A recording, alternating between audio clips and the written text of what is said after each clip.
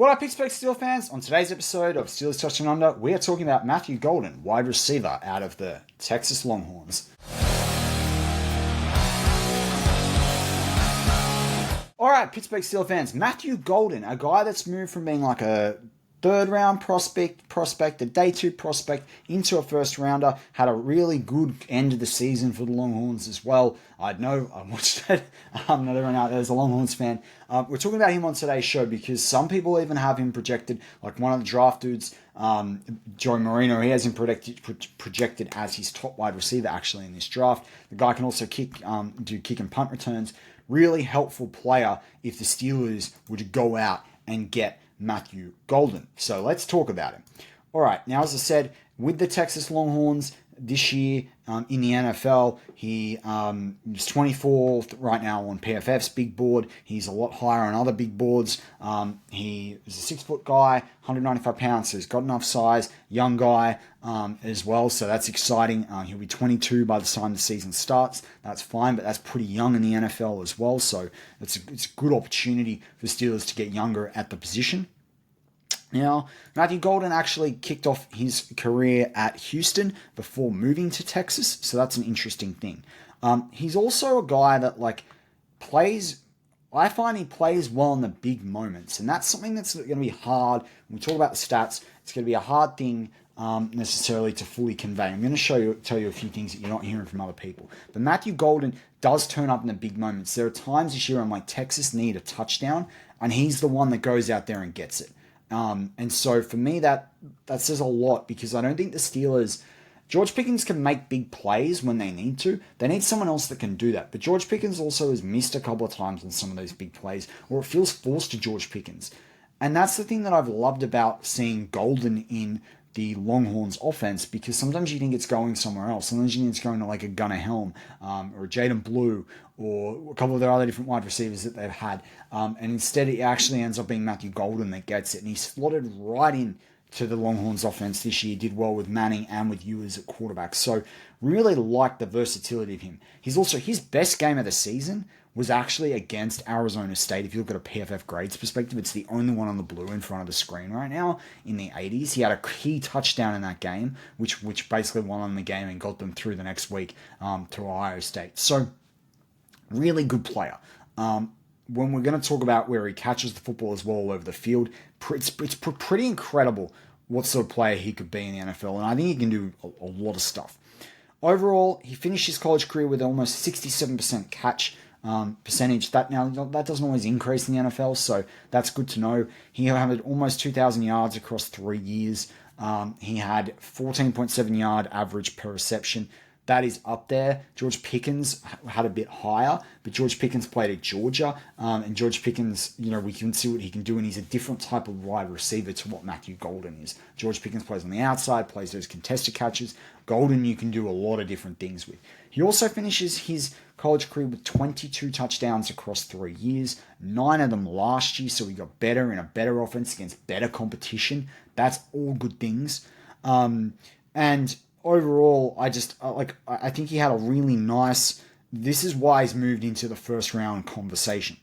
The other thing to note is that he has played 20% of his college career in terms of snaps, with 226 snaps, 20% of his college career in the slot. So he's got a decent amount of experience in the slot, as well as obviously out wide where he's played the other 80% as well. His yak yardage is good because he catches the ball and he runs. 762 of his almost 2,000 yards all coming from yak. More than a third of his yards are coming from yak yardage. The Steelers do not get enough yak yardage. That's a big problem in their offense. So that is a very good thing.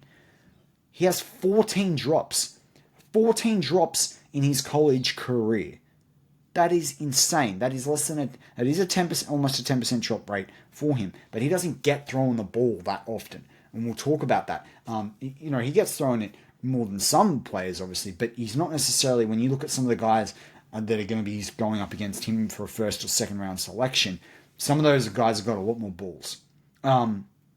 Equally, his contested catch rate is pretty high at 61% since he went to Texas. It was lower at Houston, but then you got to think about the balls that were being thrown his way. There are 5 interceptions, that he's allowed 5 interceptions when targeted. But when obviously I watch a lot of Longhorns football as a Longhorns fan, Quinn Ewers threw some really dumb interceptions this year, and that's basically why that's there, effectively. And also, there were moments where they're behind, looking for him to make a big play, and then Ewers, doesn't line it up. So that kind of sucks. The other thing too that backs this up is his average depth of target was 13.5 yards. That was a lot higher than usual too. So he's catching the ball deeper than usual. The other thing too that's kind of an interesting stat is of all the routes he ran, he averaged 2 yards and improved that by half a yard. So pretty substantively in his last year of college football before declaring this year for the draft. So what else can I tell you about Matthew Golden? So this is one of the key things. So we talked about the 20% lining up out in the slot and 80% out wide. He caught the ball very evenly around the field. And the Steelers haven't had guys like this very often over the last few years. He caught 4 TDs when deep, so 20 yards plus. He caught 5 TDs when short, 0 to 9. This is obviously in the last year at the Longhorns.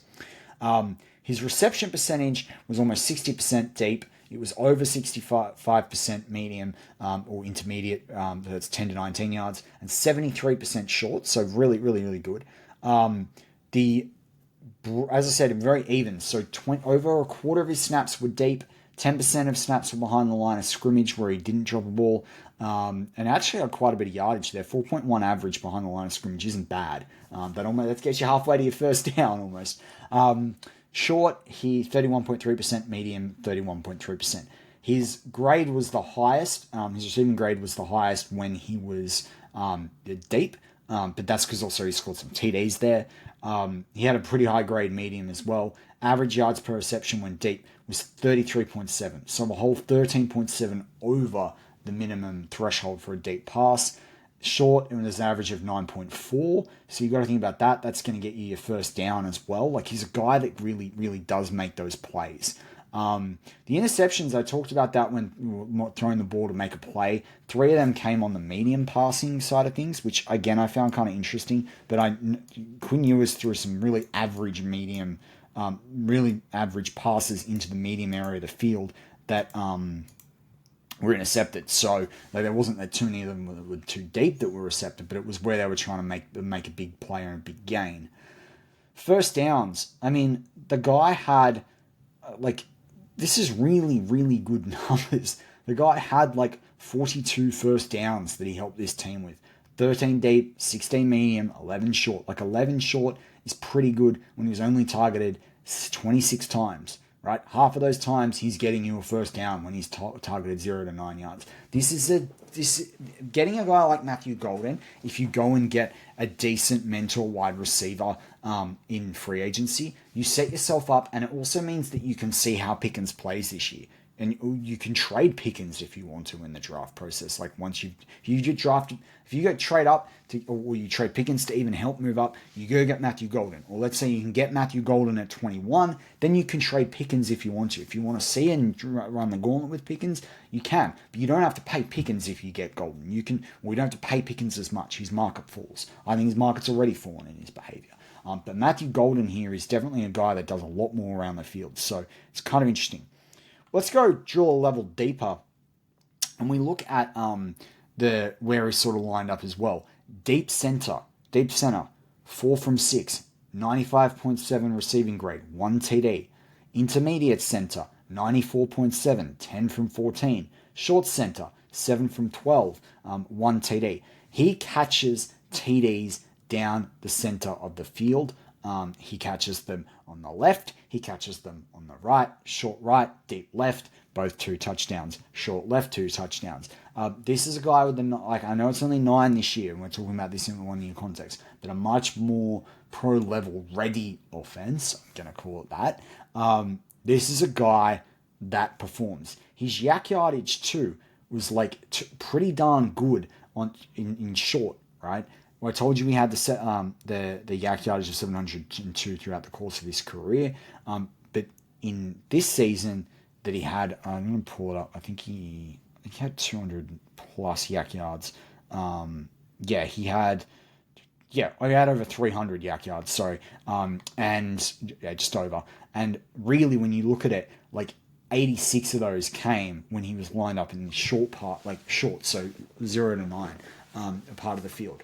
That's huge. This is what I mean. Playmaker, absolute playmaker. Yak yards per reception. When you're getting 6 and 5.5, and you're lining up in the first 10 yards from the line of scrimmage, that's pretty darn good.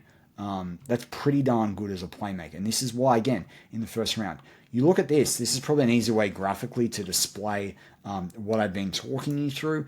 But this gives you a good idea of the distribution. I'm going to bring it up, make that bigger for you on the screen. But this, let me just fix the scrolling on it.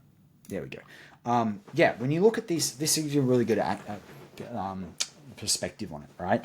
2 interceptions. So 3 interceptions of the 5 that went his way were on that medium side, as I said, that's on the quarterback, that's not on him. You look at 4 from 4, in terms of what he caught outside left. You look at between the numbers, 7 and 12. You look at outside right, 8 from 10. This is in the short part. Intermediate, 6 out of 10 in outside right, 10 out of 14 between the numbers, 1 out of 2 outside left. But then you look at the deep left, and he had more deep left than he did outside right. Again, they're moving him all over the field. He can catch the ball on the left side. He can catch the ball on the right side. He can catch the ball in the middle of the field when he moves, obviously, in after the play starts. He can catch the ball behind the line of scrimmage. All these things are really, really good. But the things that I really like, and when you look at the NFL quarterback rating, like QBR on this as well, and throwing deep, it's 143 and 149, right? Almost maximum. It's over 129 in short. It's over 100 short left. It's over 102 between the numbers short. It's 103 outside right, but from the short part of the field. The intermediate part, not so great. But that's, as I say, that's on the quarterbacks for the Longhorns, and that's based on their offense. But big playability, it's huge. All 80s behind the line of scrimmage, that can be a hard place. You can get tackled for a loss, so that affects it as well. But these are really, really good numbers. And if you think about the way a player like this could actually help the Steelers offense when you've already got a Pat Freeman, you've already got a Jaylen Warren, if you can go get another key running back in this draft, like a Caleb Johnson maybe, because if you're going to pick Golden, Ashton Gentry's not going to stay on the board unless you're trading back into the first, and I don't know how they're going to figure that one out. But Matthew Golden could really transform this offense. And particularly, I think, I don't want to get into the Russell Wilson, Justin Fields piece, but if there's a different quarterback or there's Fields, I like what he does. He's going to create opportunities down the field. Even with a Russell Wilson, you think about Matthew Golden catching a moonball, right? This guy could fit everything you want to do. So I think the Steelers need to be really thinking hard about Matthew Golden. As I said, I love the way he finished. I was actually hoping the Steelers could get him in the second or the third, back into the second or the third, and then he had a great finish to the year, caught more TDs, played really well, impactful playmaker, and now he's pushed himself into the first round. So you let me know in the comments, is this a guy you want to see on the Steelers offense? Do you think it's too much hype, it's a one-year wonder? I want to know in the comments. But as always, go Steelers.